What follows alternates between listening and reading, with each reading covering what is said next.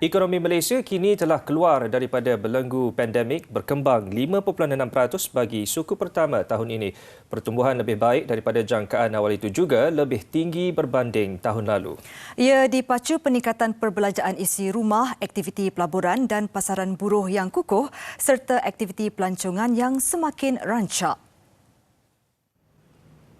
Perkara itu diumumkan Bank Negara dan Jabatan Perangkaan dalam satu sidang media bersama pagi tadi. Kesemua sektor ekonomi juga kini sudah mula berkembang menunjukkan peningkatan yang positif. Ini termasuk sektor perkhidmatan dan pembinaan yang naik lebih 7%. Pertumbuhan yang tertinggi dicatatkan di sektor perkhidmatan yang bertumbuh pada kadar 7.3%. Sektor pembuatan bertumbuh sebanyak 3.2%. Sektor pertanian bertumbuh sebanyak 0.9%. Sektor perhubungan bertumbuh sebanyak 2.4%. Dan sektor pembinaan bertumbuh sebanyak 7.4%. Justru kita lihat di sini kelima-lima sektor utama ekonomi telah mencatatkan pertumbuhan positif. Retail spending have exceeded pre-pandemic. Vehicle sales have exceeded pre-pandemic. And that is also reflected in the numbers. Private consumption is about 5.9%, grew by 5.9%. Services sector has improved, continues to improve. Wages continues to improve. Ekspor bersih juga kekal positif pada 54.4% berbanding 23% suku sebelumnya. Inflasi keseluruhan bagi tempoh dikaji semakin turun kepada 3.6% berbanding 3.9% suku keempat tahun lalu. Prestasi negara juga dilihat meningkat berbanding negara ASEAN lain yang tumbuh pada kadar lebih perlahan berbanding tempoh sama tahun lalu.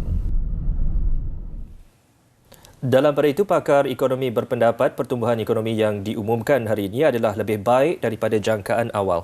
Bagaimanapun, ekonomi negara dilihat akan bergerak pada kadar lebih perlahan pada separuh kedua tahun ini.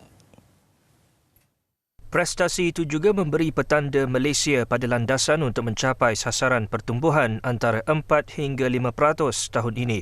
Pertumbuhan tinggi ini dipacu permintaan domestik, khususnya perbelanjaan swasta yang meningkat 5.9%. Ia seiring penurunan kadar inflasi daripada 3.9 kepada 3.6% serta pasaran pekerjaan yang lebih baik. Pasaran pekerjaan yang bertambah baik, seperti kita lihat kadar pengangguran yang terus menurun daripada 36% pada suku terakhir tahun lepas dan kini 3.5% pada bulan Mac baru-baru ini. Dalam pada itu, Ketua Ahli Ekonomi dan Kewangan Sosial Bank Muamalat Muhammad Afzanizam Abdul Rashid menjangka pertumbuhan KDNK suku kedua juga akan melepasi 5%. Bagaimanapun, separuh kedua dilihat sedikit mencabar dengan persekitaran ekonomi global yang lemah. Ia ekoran dasar kenaikan kadar faedah agresif di Amerika Syarikat dan krisis perbankan Eropah yang masih berlarutan.